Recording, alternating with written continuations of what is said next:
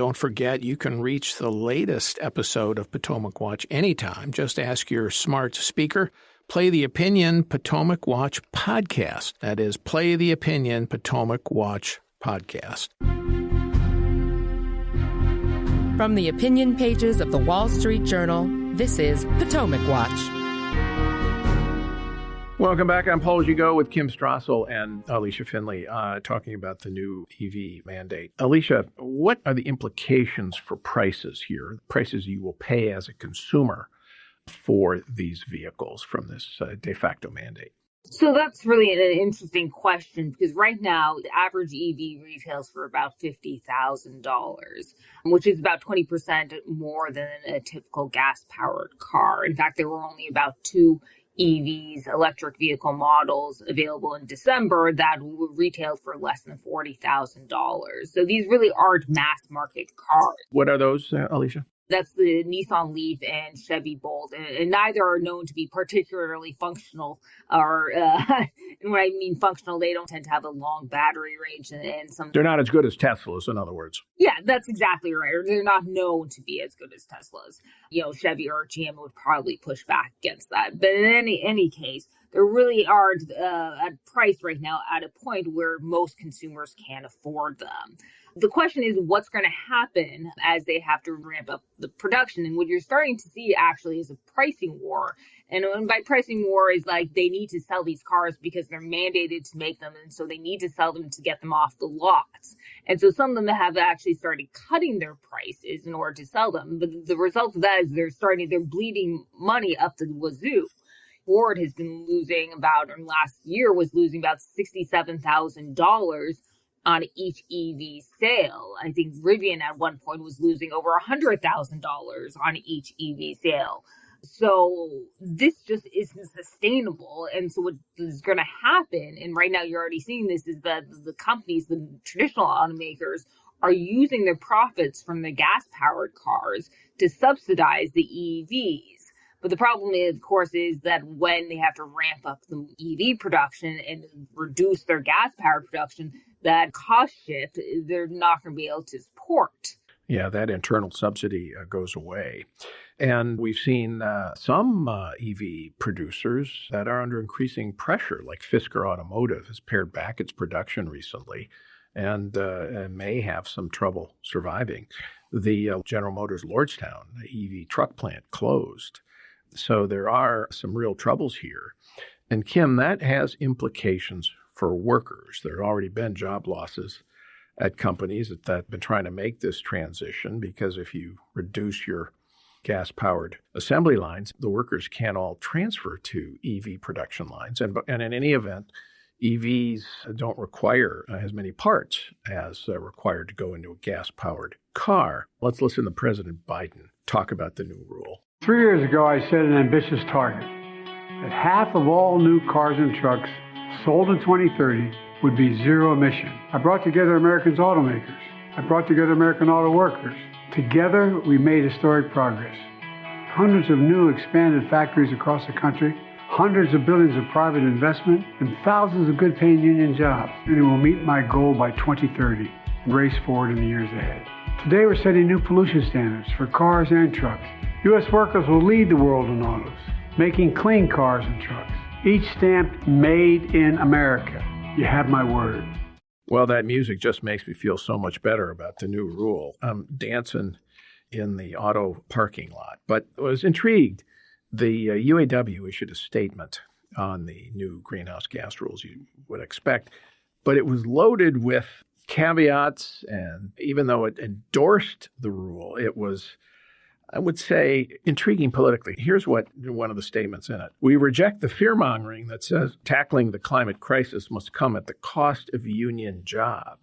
Ambitious and achievable regulations can support both. And, quote, but of course, so far, they are not necessarily supporting both.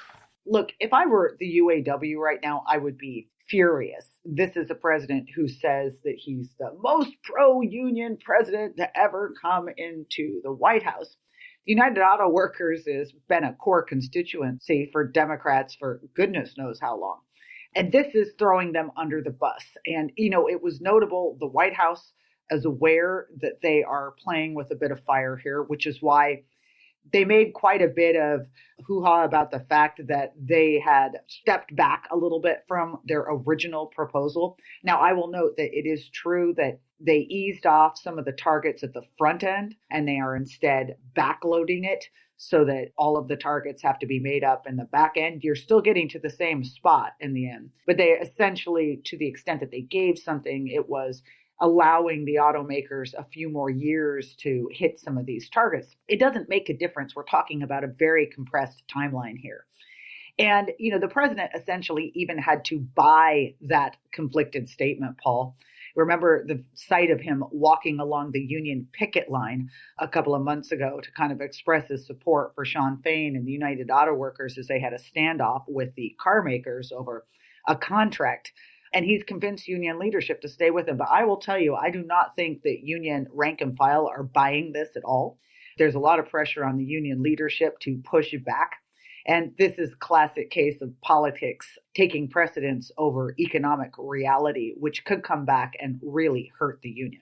On the merits of this, in terms of the tailpipe emissions rule, remember, this is being sold as a tailpipe emissions rule, right, Alicia? So on the merits, is this actually going to make emissions overall less polluting? I think you have to consider in the broader context that just it will reduce EVs don't have tailpipes, first of all. So it will reduce the CO2 emissions from the actual EVs, but it requires loads of energy just to make these cars. And that includes the batteries that go into them, which is, by the way, is not the most environmentally friendly process because you also need to mine the minerals, which requires loads of energy. And by the way, most of the mining and refining of these minerals is occurring in China. And how does China produce most of its power? Coal, right? So it's actually probably net increasing carbon emissions. And you also have to obviously factor in the power that it takes to power these batteries. So when people drive, they have to obviously connect to the grid to fuel up. And most of that isn't coming from renewables. It's coming from fossil fuels. So it actually, in addition to the strain that it's imposing on the grid, it's probably going to require a much more, in Kansas, actually, as it turns out, this was, separate, but that the battery plant to produce EVs resulted in a local utility keeping open a coal plant longer. So there's just going to be required a tremendous amount of energy, amount of power to both run the EVs and then create the EVs, which will actually probably result in a net increase in emissions. We want to take another break, and we come back, take this point about power a little bit more, and then talk about the political implications here for the 2024 election when we come back. Welcome back. I'm Paul Gigot with the Wall Street Journal Opinion Pages here on our Potomac Watch podcast. I just want to underscore this point that before the break, Alicia Finley was making, which is that it's going to take an enormous amount of electric power, much more than we have, to power these electric vehicles. And it's not going to be enough to do it with wind or solar or biomass. It's going to require coal and natural gas plants. And yet you have the administration also pushing its clean power plant for electricity, which essentially uses regulation to force the phase out of fossil fuels. So there's just a contradiction between those kinds of rules. And when you add on all of the electricity that's going to be required for artificial intelligence, and it's going to be enormous, add on the electric cars to the grid, and there's going to be an energy crisis in this country, Kim. Oh, absolutely. And they're not thinking about this at all. It's remarkable. We've already had different regions of the country suffering blackouts at times, warning that the grid is on the edge. And we haven't really even fully begun to ramp up for some of these electricity sucking computing uses that you are talking about out there. Already people are seeing this. The average price of charging an electric vehicle in some categories is now significantly higher or somewhat higher than what it would be if you just went and bought traditional gas. So that gets rid of that argument, right? Because that's been their argument too, is, it's cheaper, but it's not. And then this is the factor that comes in for consumers, right? It's not just the extraordinary high prices up front of buying an electrical vehicle. We know for a fact, we've got numbers showing that the maintenance of EVs is far more costly than gas-powered engines. We know that when you buy one, if you want to charge it in your house, it often requires that you have to rewire your home to manage it. The insurance costs of it are greater. And the new thing people are finding out is that the batteries on electric vehicles, they're only warranted for about 8 years or 10 years or 100,000 miles. 100,000 miles? Okay, so when my battery in my truck goes out, I'm going to shell out maybe $100, $400 to get a new battery. When it dies in your electric vehicle, the average cost is anywhere from $6,500 to $20,000 to get a new battery put into your vehicle. Consumers cannot afford this. And, and that's before, as you say, all of this starts to collide and we potentially have some sort of energy crisis going down the road because of these cars coming on alongside a grid transition that isn't working. Well, this is going to, looks like this will be a major fault line in the presidential race after the administration rolled out its new tailpipe rule. Donald Trump denounced it, and so did many Republicans. He vowed to repeal it on day one. Well, he wouldn't be able to do that, but he could certainly pare it back or attempt to. But I wonder, you have this division between Trump and Biden now on this issue, Alicia. It looks like it's going to be one of the biggest issues in the campaign and could be equivalent of, what normally taxes are in a campaign. Would you agree with that? I do, and partly it's because of the polling that these mandates are incredibly unpopular. Somebody sent me a poll from Michigan showing that nearly 90% of people in Michigan oppose federal government mandating EVs or phase out gas-powered cars. And of course, this is why the president is really at pains to say, well, this is not an EV mandate. Well, no, yes, it is. And this is kind of reminiscent of the hullabaloo that happened last year when the Consumer Product Safety Commission floated the idea of banning gas stoves. And then it walked back, say, oh, that's not really what we plan to do. And then accused its opponents of lying. Because people want choice. This is also becoming a cultural issue. Yeah, climate is a cultural fault line, not just economic. Another pattern of the left trying to impose its own supposedly superior moral and enlightened values on the rest of the country. Kim, I know you've been looking into the politics of this, and I wonder what you think, because in Michigan, for example, where you have so many auto workers and so many people involved in spinoffs from the auto industry in that state, and there are others, Ohio's another one, others. I wonder how this is going to play. I mean, obviously it plays much better in New York, plays much better in California, on the coasts. But what about the states where this election is likely to be decided, like Michigan?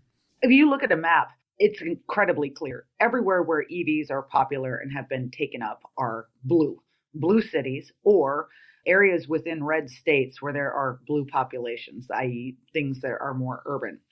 So I think there's a couple of things here. There's the overall view on this. And Scott Rasmussen, the pollster, I was actually talking to him in recent days. He actually asked a specific question in a recent poll about this rule.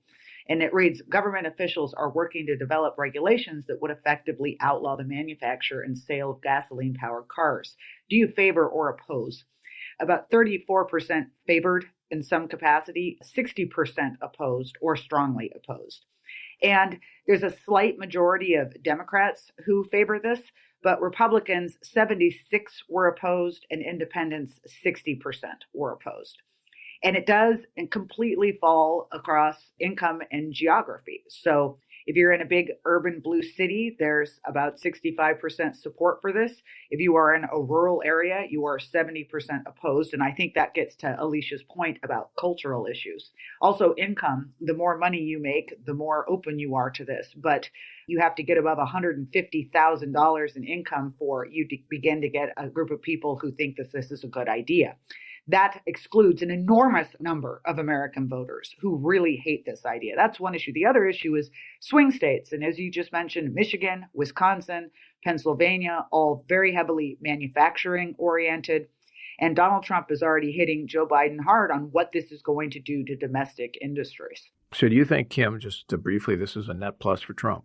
Oh, I think it's a huge net plus for Trump. I do not think that Biden is really understanding what he's potentially walking into. And it's a characteristic of this administration. They dance to the tune of their well-heeled interest groups, in this case, the climate lobby.